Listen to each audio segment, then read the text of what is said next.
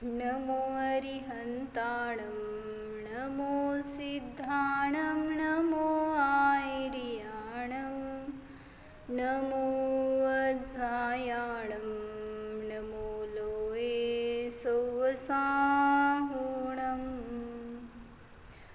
अजर अमर विकल विकारी अविनाशी अनंत गुणधाम नित्य निरंजन भवदुःखभंजन ज्ञान स्वभावी सिद्ध प्रणाम ज्ञान स्वभावी सिद्ध प्रणाम। जय बोलो अनंतानंत सिद्ध भगवान की जय।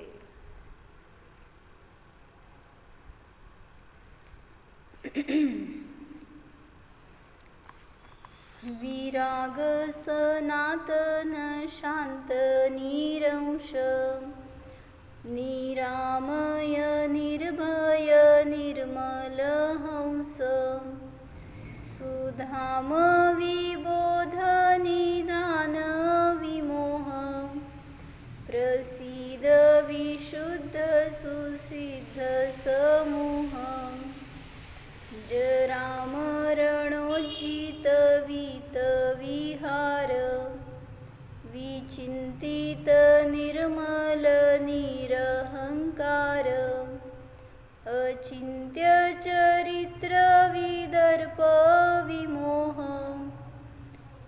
प्रसीद विशुद्ध सुसिद्ध समूह।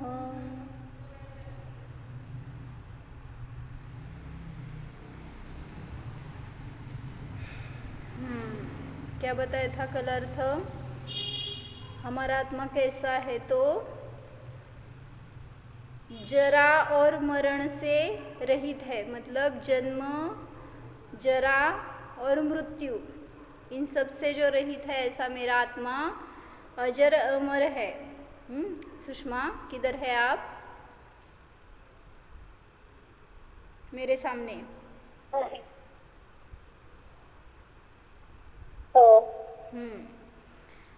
तो इसके लिए हमने क्या देखा था कल कि मरण का भय रहता है हमें, इसलिए उस भय से मुक्ति दिलाने के लिए ये विशेषण बता रहे कि आत्मा कैसा है, मरण भय रहित है। उसमें किसी भी कोई भी आत्मा हो, कोई भी पर्याय हो, लेकिन आत्मा मरता नहीं है। वो पर्याय नष्ट हो जाती है, वो देह नष्ट हो जाता है, उस देह को मरण है लेकिन आत्मा को मरण नहीं है। ऐसा सिर्फ शास्त्र पढ़ते टाइम पर ही नहीं, तो हमारे ज़िंदगी में अप्लाई करना है। हमें जब उस मृत्यु को फेस करना होता है, उस टाइम पे ये याद आना चाहिए कि मैं तो मृत्यु से रहित हूँ। ऐसे बहुत रेयर लोग होते हैं जो ऐसे डट कर सामना करेंगे उस मृत्यु का। क्या नैन्सी? नहीं तो हमें समझ में आ गया कि अभी थोड़ी देर में आपकी मृत्यु होने वाली है, क्या करेंगे? सो जाएंगे? ऐसे कैसे? सावध होना होता है उस टाइम पे। तो मतलब जितनी हमारी यहाँ पे सावधानता रहेगी उतना हमारे लिए हमारा ज्ञान जागरूक रहेगा, हमें आत्मा का बोध रहेगा, तो नियम से सद्गति होगी। नहीं तो नींद में जाने वाले तो नियम से दुर्गति में जाते हैं।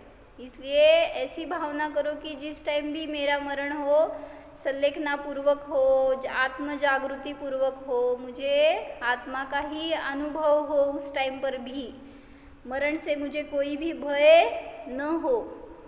तो कितनी बार मरण किया है हमने आज तक?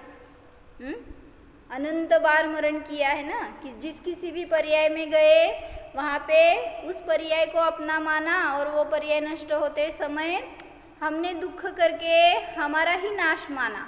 तो इसलिए समाधि मरण भाषा में एक अच्छा सा श्लोक दिया है, वो पढ़ेंगे हम।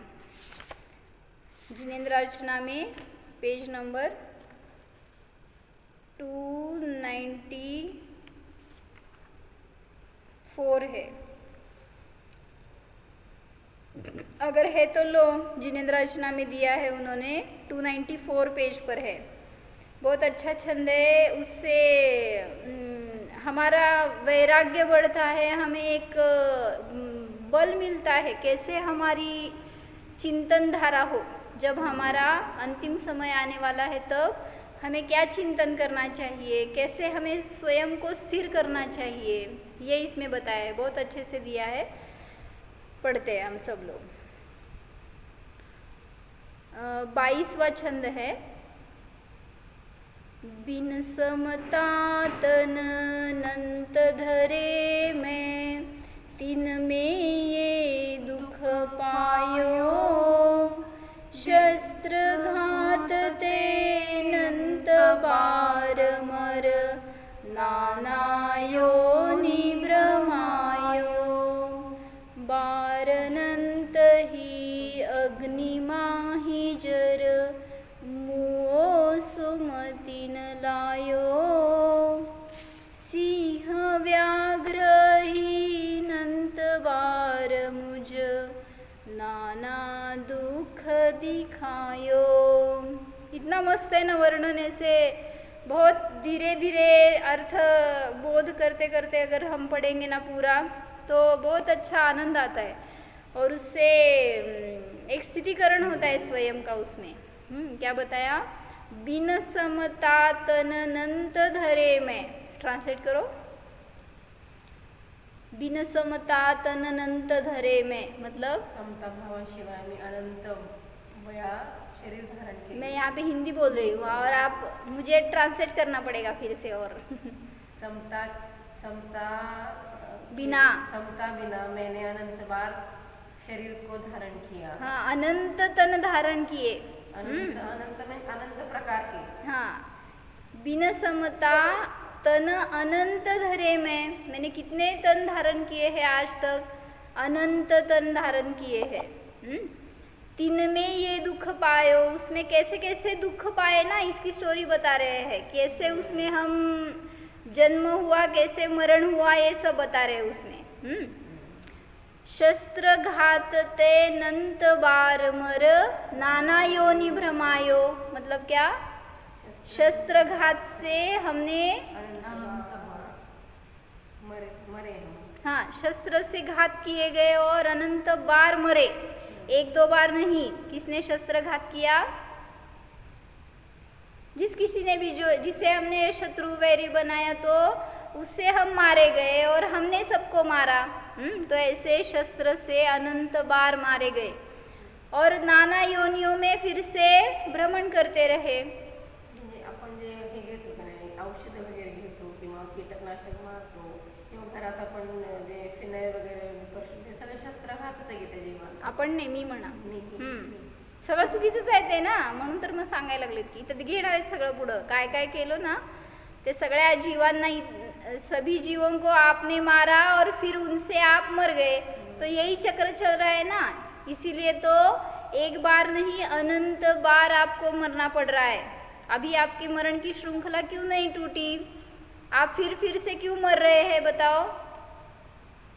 यही है कारण उसका। एक तो शरीर में अपनत्व बुद्धि, और जब उसका मरण होता है तो मेरा मरण समझकर, तो मैं तो उससे भिन्न हूँ, इसका अनुभव करेंगे तो अमर बन जाएंगे।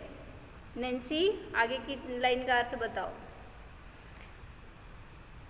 मैंने शस्त्रघात से अनंत बार मरण कर नाना योनियों में भ्रमण किया। मतलब एक पर्याय में नहीं, एक शरीर में नहीं, तो ऐसे अनंत भवों में, अनंत गतियों में, 4 गतियों में अनंत बार जन्म मरण किया।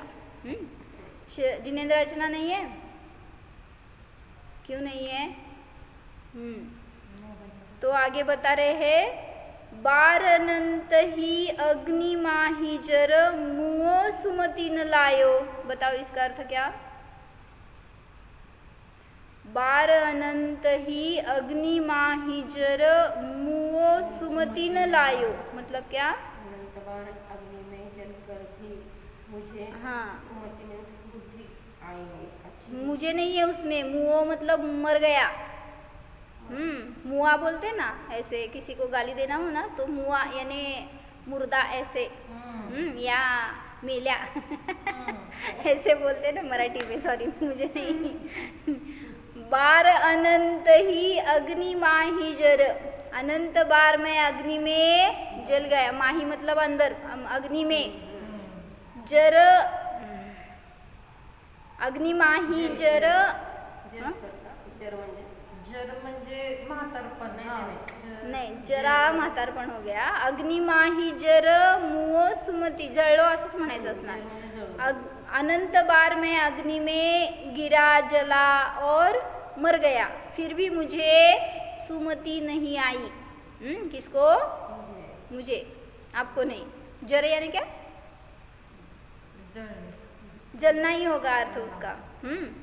तो इसमें ऐसा तो नहीं बोल मोह दीदी, हाँ? ऐसा तो नहीं बोल रही कि मोह अग्नि में जला, अनंत बार मैं मोह रूपी अग्नि में जला। नहीं नहीं, ये तो भाव है उसका, लेकिन यहाँ पे समाधि मरण भाषा है ना, तो आपको शरीर से वैराग्य पैदा कर रहे हैं यहाँ पे। मतलब जिस किसी भी आप पर्याय में गए तो उसमें एकत्व किया, और वहाँ पे जब मर गए तो मेरा मरण हो गया है ऐसी भावना आप कर रहे, इसलिए सद्बोध नहीं हुआ आपको। तो वो तो है मोह से, तो वो छड़ाला में आदि अन्य जगह पे लिया है सब कुछ, लेकिन यहाँ पे वास्तविकता बता रहे हैं। आप जहाँ पे गए, जन्म हुआ, वहाँ पे सब परिजन मिल गए तो उनको अपना बनाया, अपना माना, उनके साथ जन्म मरण करते रहे अनेक भावों में। तो अभी मुनि दशा अंगीकार करो ये प्रेरणा दे रहे हैं। इन सब से भिन्न होकर, सभी परिग्रह से भिन्न स्वयं का स्वरूप पहचानो और उसमें उसकी साधना करो, ये बता रहे हैं। क्या बताया? अनंत बार मैं अग्नि में गया और जलकर मर गया, लेकिन मुझे सुमति नहीं आई। क्यों? कौन सुमति? सुमति यानी अच्छी बुद्धि या समीचीन ज्ञान मुझे प्राप्त नहीं हुआ। अग्नि से तो शरीर जलता है, मैं नहीं जलता। इसलिए अभी थोड़े दिन पहले हमारी चर्चा हो रही थी नम्रता दीदी के साथ, तो उनके पापा ऐसे, उनको ट्रेजेडी हो गई उनके साथ ना, तो कैसे फील करते हैं वो लोग, ऐसे बता रहे थे कि ऐसे तो प्रत्यक्ष में कुछ जले ऐसे नहीं था, लेकिन क्योंकि ऑन द स्पॉट जब हो गया उनको, वो क्या क्या बोलते, गीजर का, गैस गीजर का ऐसे कुछ हो गया, स्फोट हो गया था, शॉक लग गया कुछ तो ऐसे, हाँ। और फिर सिर्फ वो ऊपर की स्किन काली पड़ गई थी, इतना ही ऐसे उन्होंने बताया, लेकिन उनको ऐसे कुछ बर्न हो रहा था, ऐसे कुछ नहीं था। सिर्फ क्या अनईजी फील कर रहे होंगे ऐसे, और उन्हें ब्रेकफास्ट किया और दिखाने जाएंगे डॉक्टर के पास, ऐसे उनका डिस्कशन हो गया और नॉर्मल थे, बहुत नॉर्मल थे, और फिर उनको ले जाया गया, उनके बेटे ने उनको डॉक्टर के पास, वो चलते गए स्वयं, ऐसे नहीं कि बेहोश हो गए थे या कुछ हो गया था, बहुत अच्छे थे। लेकिन वहाँ पर जाने के बाद थोड़ा टाइम पीरियड जो गया ना बीच में, तो उसके बाद उनको डॉक्टर ने बताया कि मतलब ये कंडीशन सीरियस होती जा रही है। ऐसा क्यों हुआ? मतलब हमें पता नहीं चल रहा था कि वो जल गए बोलते हैं और जले नहीं थे, स्वयं गए हॉस्पिटल में, फिर उनको बर्न ऐसे 80% बर्न ऐसे डिक्लेयर किया गया। हाँ, तो ऊपर से जो दिख रहा था ना नॉर्मल है, लेकिन वो अंदर से वो शेल्स डीजनरेट होने स्टार्ट हो गया था, और जो ऐसे टाइम पीरियड गया तो उससे अंदर के पूरी शेल्स मरते गए, और फिर जो तकलीफ हुई उनको और जो ट्रीटमेंट दिए जा रहे थे तो उससे वो रिकवर नहीं हो पाए। तो इससे 80% बर्न ऐसा उन्होंने बताया था। मतलब ऐसे भी कैसे हो सकता है? कुछ भी नहीं जला था, हाँ, अंदर से पूरा अंदर से जलना स्टार्ट हो गया था, लेकिन उनको वैसे पता नहीं चल रहा था। मतलब ऐसे मैं अनंत बार अग्नि में जला हूँ। आतमध्ये गॅस केला आणि त्यामुळे आतनं जळत, म्हणजे ते सेल्स मरत गेले। तो ऐसे भी, हाँ, तो ऐसे भी होता है। मतलब आपको भी जस्ट काय म्हणायचं, चटकाला काय आता असले शब्द असते तो चटकाला काय म्हणायचं हिंदीत? हाँ? स्मॉल बर्न स्मॉल बर्न, बर जाऊ दे. गरम कुछ हो और उसका क्या बोलते नैन्सी? चटका लग गया, चटका ही बोलते कि नहीं? कसला चेहरा करावे बापरे. मतलब वो टच हो गया गरम कुछ तो आपको क्या होता है? तकलीफ होती. जल गया हाँ जल गया ठीक है. फोडलं आपण. आपल्याकडे वेगवेगळे शब्द आहेत त्यांच्याकडे. हाँ थोड़ा सा जल गया, थोड़ा सा ऐसे कुछ तो हो गया तो हमें कितनी तकलीफ होती है, उतना सही हो गया तो. लेकिन जस्ट जब टच होता है तो आपको सेंसेशन नहीं होता, बाद में थोड़ी टाइम पीरियड जाने दो ना, उसकी जलन बढ़ती जाती है. मतलब उनका भी वैसे ही हुआ. मतलब मुझे ऐसे जब ये मैंने लाइन पर चिंतन किया था तो उनकी याद आई कि ऐसे अनंत बार मैं भी अग्नि में मरा हूँ जलकर. कभी अभी मनुष्य का ही देह नहीं, अन्य किसी भी देह में हो, और वैसे वो रहते ना क्या लाइट के छोटे छोटे कीड़े रहते हैं तो वो भी ऐसे अग्नि के तरफ आकृष्ट होते हैं और उसमें जलकर मरते हैं. ऐसे अनेक बार अनेक पर्यायों में मैं मरा, लेकिन फिर भी मुझे सुमति प्राप्त नहीं हुई. और लास्ट लाइन क्या बताई सुषमा? आहे का समोर पुस्तक? म्हणा. अहो म्यूट मध्ये मी ऐकू शकत नसते. व्याघ्र अहि अनंत बार मुझ नाना दुःख दिखायो. तेवढंच. काय सांगितलं? अर्थ करा की. सिंह, व्याघ्र यानी टाइगर, अहि यानी सर्प. ऐसे ये उपलक्षणात्मक 3 बताए हैं. ऐसे सभी पशुओं से सिंह, व्याघ्र, अहि अनंत बार मुझ नाना दुख दिखायो. तो ऐसे अनंत पशुओं से अनंत बार में पीड़ित किया गया, दुख मैंने बहुत सहन किया और उसमें भी मरा. लेकिन समता नहीं धारण की, इसकी वजह से मैं भ्रमण करते रहा, ये बता रहे हैं. तो अगर इस भ्रमण को नष्ट करना है तो क्या करना है?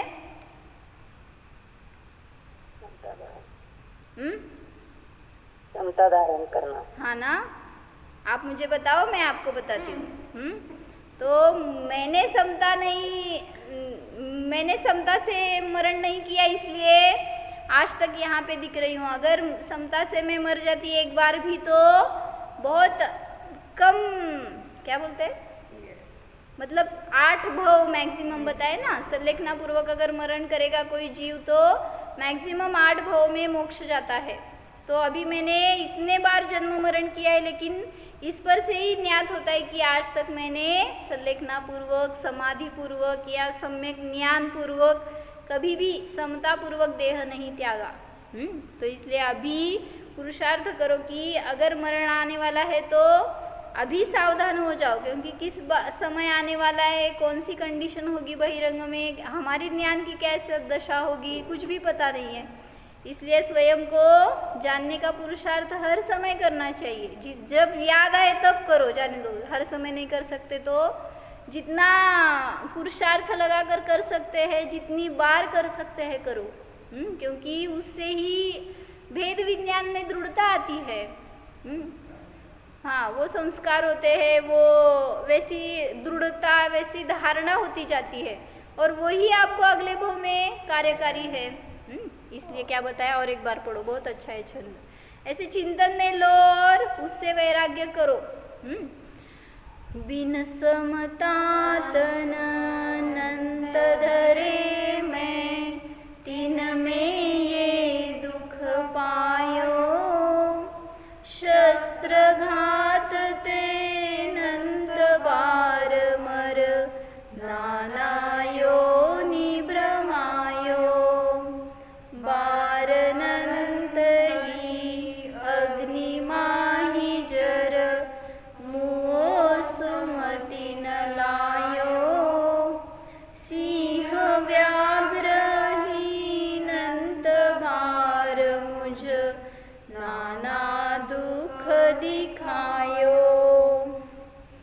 परसों एक बार मेरे ड्रीम में आया था सिंह।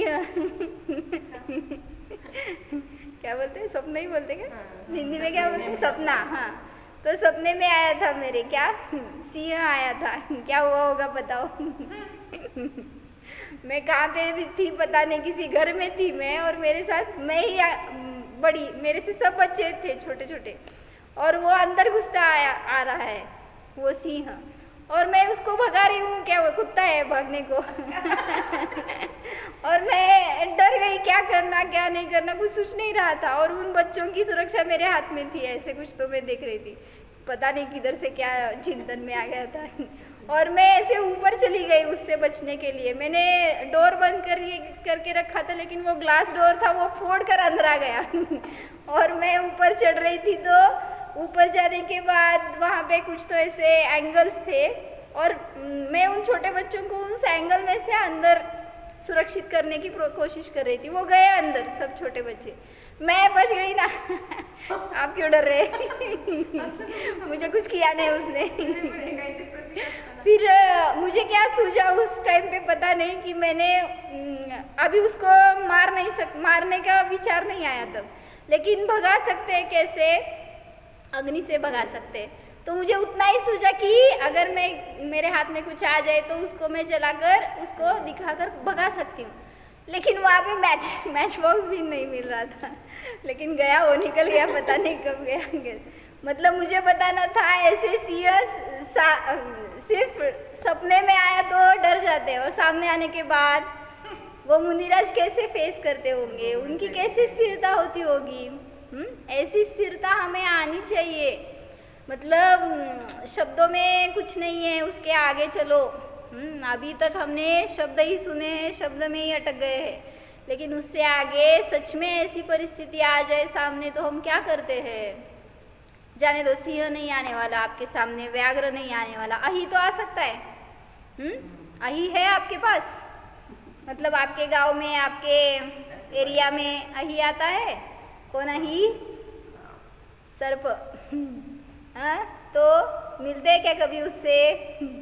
और मिलेंगे तो क्या करते बताओ? आला का कधी समोर? नाही आला? रोज येतो भेटायला? होय, बर, मग काय करायचं त्याला भेटल्यावर? हाँ, कधी भेटला का? जय जिनेंद्र करते म्हण। मैं एक बार यहाँ पे दोपहर में स्वाध्याय के लिए आई थी 2 बजे, और ये सब पैक था, और उधर से मैं अंदर आई और देखा तो यहाँ पे नाग था, बहुत बड़ा था, लेकिन इस जमीन पर उसको चलने नहीं आ रहा था। वहाँ पे था और कोई नहीं था मंदिर में, दोपहर के टाइम पे कोई नहीं रहता। मैं हाँ, तो आवाज़ आ रही थी, इसलिए मैंने देखा क्या है, तो वो बहुत धीरे धीरे चल रहा था, चलने को नहीं आ रहा था उसको। और सच में मेरा क्या म्हणायचं, कौतुक नहीं करत आहे, म्हणजे मैं मेरी प्रशंसा नहीं कर रही, लेकिन मुझे भय नहीं लगा उस टाइम पे। मेरे सामने था वो नाग, लेकिन वो चल नहीं सक रहा था, तो वो तो मुझे कुछ करने वाला नहीं था, लेकिन मुझे नहीं पता था वो चल नहीं सक रहा है। लेकिन उसको देखने के बाद मुझे भय नहीं लगा। मैं जाकर बाहर किसी वो वॉचमैन अंकल थे, उनको बताया मैंने, ऐसे मुझे दिख रहा है ऐसे, तो वो डर गए, वो भागते भागते आए, और उन्होंने देखा तो सबको फ़ोन करके बता रहे लामड़ा आला है। वो सांप भी नहीं बोल रहे थे। मैं पूछ रही है ऐसे क्यों, क्या हो गया? नहीं, ऐसे बोलना नहीं रहता। फिर मैं उसकी तरफ देख रही थी कि वो कहीं जाकर छुप जाए, तो वो अंकल बाहर गए थे, तो मैंने देखा वो बाहर पीछे साइड में पाइप रखे थे, क्या म्हणायचं, पाइपच म्हणायचं ना, वो ओपन पाइप थे, ब्लैंक थे, खाली थे ना, उसमें जाकर बैठ गया वो। और उसी दिन शाम में यहाँ पे पाठशाला थी। मतलब अगर वो कोइंसिडेंस होगा ऐसे कि दिख गया, नहीं तो बच्चे सभी तरफ खेलते हैं, पीछे भी जाते हैं, और वो कहीं जा नहीं सकता और बाहर आकर कुछ कर सकता था ना। मतलब क्या बोलते हैं, ऐसे नियोग होगा कुछ तो उस टाइम पे। तो मैंने माता जी को जाके ऐसे बोला कि मुझे ऐसे दिखा और उसका प्रायश्चित्त लेना रहता है। तो माता जी बोले ये तुम्हारा पाप का उदय है, इसलिए तुम्हें ही दिखा। ऐसे रहता है, हिंस्र पशु है तो वो अगर किसी को नहीं दिखते, आपको दिखे तो समझ लेना आपके पाप का उदय रहता है। तो ऐसे मैंने प्रतिक्रमण किया, लेकिन सच में मतलब मुझे ऐसा लगा कि भय नहीं लगा अंतरंग से। ऐसे नहीं कि सभी पशुओं से नहीं लगता है भय, ऐसे नहीं है, लेकिन उस टाइम पे और कभी सर्प के बारे में भी ख्याल आया या कहीं दिख गया तो भी ऐसे अंतरंग से भय नहीं लगता। तो ऐसे सभी पशुओं से अब हमारा भय जब खत्म हो जाए ना, तो कब हो सकता है? जब स्वयं को हम उससे हमारा घात नहीं हो सकता इसका निर्णय हो तब। नहीं तो वो मेरा घात करेगा, मुझे कुछ तो बाधा पहुंचाएगा, मेरा मरण होगा उससे, ये विचार है ना, यही आपको बाधक है। तो इसलिए क्या करना है, अनंत बार तो हमने ऐसे ही मरण किया है। और वो क्लिप दिखाई थी ना, कहाँ पे विदर्भ में कहीं पे एक इंसिडेंस हुआ था, वो केज था ऐसे नीचे, ओपन केज रहते हैं ना, ऐसे क्या बोलते हैं, वहाँ पे टाइगर आदि रहते हैं, अभयारण्य बोलते हैं। हाँ ऐसे कुछ तो, मतलब जू ऐसे टाइप में। हाँ, तो वहाँ पे सभी लोग देख रहे थे ऊपर से, वो शेर था बीच में और झाड़ियों में बैठा था, आ जा रहा था, वहीं पे पानी था और वहाँ से ऊपर से इतनी भीड़ थी, उस भीड़ में से एक आदमी नीचे गिर गया। कुछ तो उनमें ऐसे क्या आगे देखने के लिए आ रहे थे शायद, ऐसे आगे पीछे क्लिप हाँ मार रहे थे, फोटो निकाल रहे थे, तो उसमें वो आदमी एक गिर गया नीचे।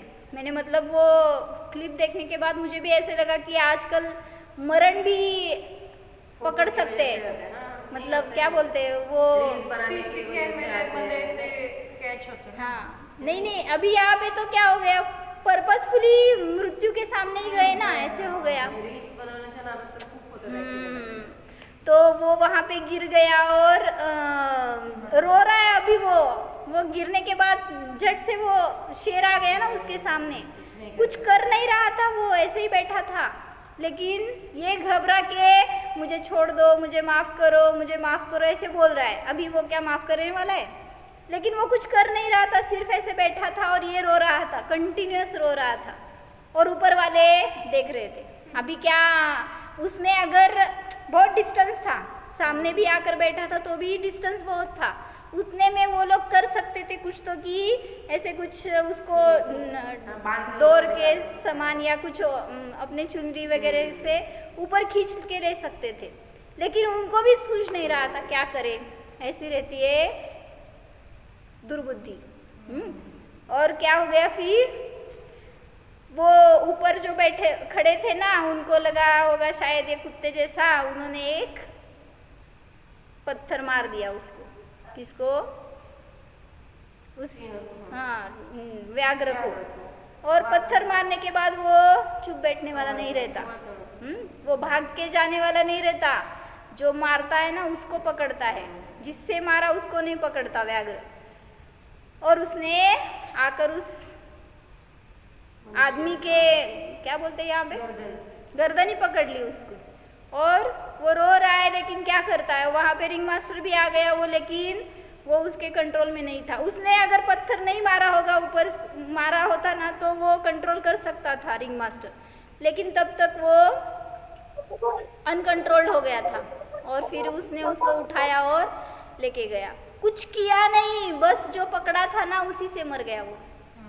उसके क्या बोलते हैं, नाखून नहीं, दांत, जो गर्दन पकड़ ली थी ना उसने मुंह में, तो उसी से बस वो मर गया। अंदर जाकर उसको छोड़ दिया और निकल गया वो टाइगर। लेकिन क्या हुआ, ऐसे आँखों के सामने हमारी वो मर गया, ऐसे दिखा। मतलब ऐसे सिंह हो, व्याघ्र हो, अहि हो, कोई भी प्राणी हो, उससे हमने कितनी बार नहीं मरण किया, अनंत बार मरे, लेकिन सुबुद्धि नहीं आई, समता नहीं धारण की। किसका दोष था बताओ?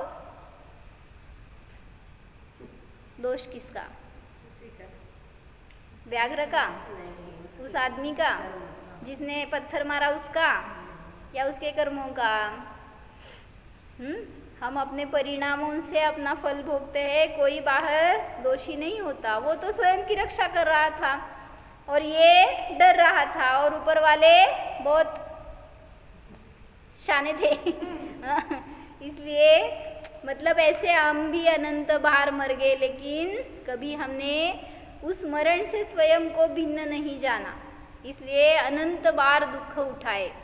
आगे भी और 2 लाइन में है, देखो। बिन समाधि, ये समाधि वर्ण भाषा है ना जिनेंद्र अर्चना में, उसमें 22वां छंद है, 22-23वां छंद है, देख सकते हैं आप। बिन समाधि ये दुख लहे मैं अब उर समताई,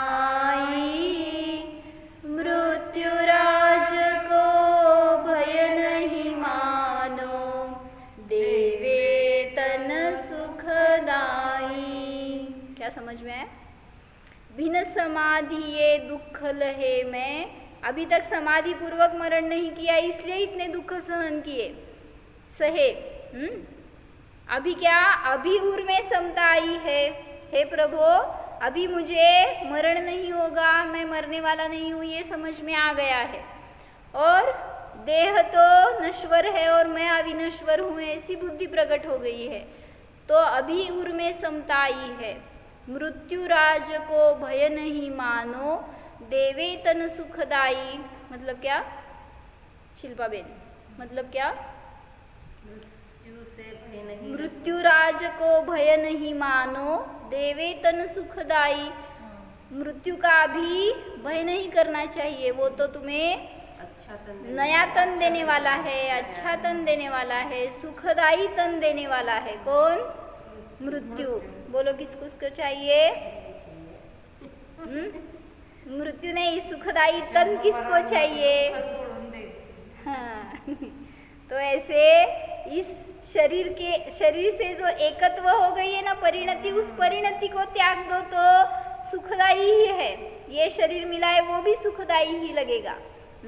लेकिन शरीर से न सुख है न दुख है, परिणामों से है। इसलिए सिर्फ आपको करना क्या है? समाधि पूर्वक, समता पूर्वक देह त्याग करना है। और इसको मरण नहीं कहते तो संलेखना कहते हैं। तो एक बार अगर संलेखना पूर्वक मरण हो गया तो वही आपकी उपलब्धि है। तो इसलिए बिन समाधि ये दुख लहे में अबौर समताई, मृत्यु राज को भय नहीं मानो, देवे तन सुखदाई। मृत्यु राज का भय नहीं करना चाहिए, वो तो हमारा उपकारी है। परसों बताया था इस केज से हमें छुड़ाने वाला है। तो इसलिए जिस भी शरीर में है वो तो शरीर जीर्ण होने वाला है, उसमें रोग व्याधि आदि सब होने वाले हैं। लेकिन वो छोड़ने से पहले हमें अपने विचारों से उसको छोड़ना चाहिए। मरते हुए व्यक्तियों के कुछ दुख भरी टीस से इसका दुख समझा जा सकता है। मनुष्य भव की सफलता अपने आप के सुधार में है। हमें करना यह चाहिए कि जरा मरण रहित सिद्ध भगवान की उपासना करें, ताकि उसके दुख से छूट जाए। किसके? उस मरण के भय के, मरण की वेदना के दुख से हम मिट जाए, दूर हो जाए, छूट जाए। इसलिए उसका सही ज्ञान हो जाना आवश्यक है। इसलिए क्या करना चाहिए हमें? बताया था मैंने की हर्ष काकींचं जेव्हा शेवट होतो त्यावेळेस तिथं ते सांगितलं त्यांनी की इतक्या वेदना आहेत शरीरात मला, पण मला माझी साधना करायची आहे। मला असं त्यांच्या तोंडातनं मी कधीच नव्हतं ऐकलं की मला वेदना होत आहेत। आणि त्यावेळेस त्यांनी असं म्हटलं की माझा हा पायाचा खालचा भाग वगैरे खूप त्रास देतो, खूप वेदना होत आहेत त्याच्यामध्ये। आणि मग आपण काय फार मोठे त्यांना स्थितीकरण करणारे, असं वाटलं की आपल्यावर अशी कंडिशन आली तर आपण काय स्थिर राहणार आहे अशा कंडिशनमध्ये। जर एक असा ज्ञानी, असा स्थिर, असा दृढ जीव जर त्यावेळेस त्या वेदनांना सहन नाही करू शकत, आपण काय करू शकणार आहे? म्हणून सांगितलं की आत्तापासून करा। आपको जो भी छोटा थोड़ा रोग हो गया या कोई व्याधि क्या वेदना हो रही है, तो उसको हम उस टाइम पे हम समता रख सकते हैं क्या? उस टाइम पे हम ध्यान कर सकते हैं क्या, इसका थोड़ा सा प्रैक्टिकल करना चाहिए, या जान सकते हैं क्या भेद विज्ञान से, इससे मैं भिन्न हूँ, ये रोग मुझे नहीं हुआ है, ऐसी थोड़ी धारा रखो तो वही आपको उस टाइम पे हेल्प करेगी। मतलब उस टाइम पे हम करेंगे तो 100% विचलित होने वाले हैं, क्योंकि इतनी वेदना रहती है, इतना उदय तीव्र रहता है ना, कुछ कर नहीं सकते। कोई किसी का उपदेश तो बस करा, मला काय सांगू नका लय आता, ऐसे होती है परिणति। मतलब इसीलिए स्वयं को अभी से सावध करो और वीर मरण साधो, ऐसे बोलते हैं, या मृत्यु महोत्सव मनाओ। नहीं तो ऐसे तो हमने अनंत भाव में मरण किए, लेकिन किसी भी मरण से हमें सुख नहीं मिला, किसी भी मरण से हम छूट नहीं सके। तो अभी ज्ञानी तो स्वयं को ऐसा जानता है कि मैं तो अजर अमर, कभी भी मेरा नाश नहीं होने वाला, मैं तो अनादि अनंत हूँ। ऐसी अनुभूति हम भी करेंगे तो हमें भी सुख ही सुख होगा। हो, जय श्रीमानचं पण चालू आहे. जय श्रीमानची परिणती कशी आहे, ते पण तेच विचार करतायत की कसलं मरण आणि कसलं भय, कसल्या वेदना, त्या सगळ्यापासून मी भिन्न आहे, इतकी प्रॅक्टिकल दिसते त्यांच्या चेहऱ्यावरनं, त्यांच्या सगळ्या दिवसभरातल्या रुटीनमधनं. त्यासुद्धा कधी म्हणलेलं असं आम्ही ऐकलं नाही, मला वेदना होत आहेत. आणि वेदना तर भयंकर असतात शरीरामध्ये. शरीरात शक्ती नसल्यावर कसं फेस करत असतात ज्ञानी. त्यांच्या सहवासात राहिल्याने सुद्धा आपल्याला समजतं की काय माताजींचं पण आहे की असंच, किती शरीरात वेदना असल्या तरी सुद्धा असंच कधी ऐकलंय का तोंडाने म्हणलेलं, मला किती दुखायलंय, मला त्रास होतोय, मला झोप नाही झाली, मला इतकी ज्ञानीच्या वचनांमध्ये असले शब्द नसतात. म्हणून ज्ञानी बना. ओम जानो शरीर से भिन्न, मृत्यु से भिन्न, स्वयं के शुद्ध जीव को जानो, स्वयं को अमर स्वरूप जानो,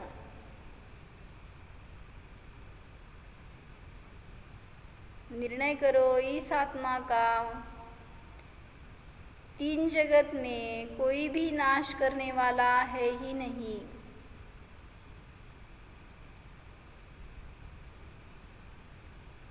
मैं तो स्वयं सुरक्षित हूँ, मरण भय रहित हूँ जानो, स्वयं को जीव जानो,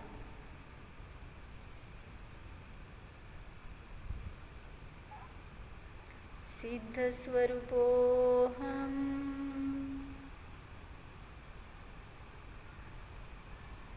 समता स्वरूपोहम, निर्भय स्वरूपोहम। ओम